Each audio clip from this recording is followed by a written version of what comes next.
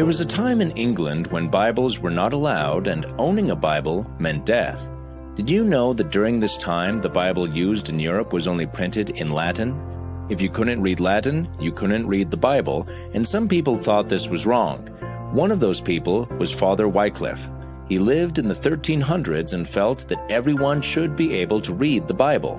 A man named William Tyndale agreed with Wycliffe's ideas, although he was born more than a century after Father Wycliffe died.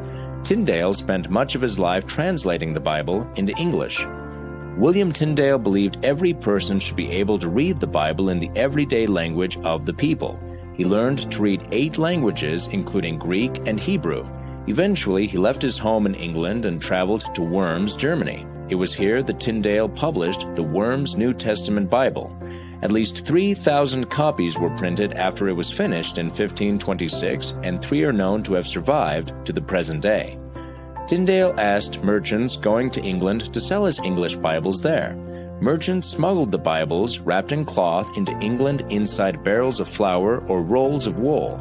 As government officials heard of the Bibles being sold, they confiscated and burned the books. However, Tyndale continued his work. He offered to return to England and face trial for his crime if King Henry VIII would permit people to read the English Bibles. The king refused. Bounty hunters tracked Tyndale down and delivered him to England to face trial. Finding him guilty, English officials burned him at the stake in 1536. Tyndale's last words were, "O God, open the King of England's eyes." Less than a year later, King Henry VIII reversed his ban, and the people of England were allowed to purchase and read Tyndale's English Bibles.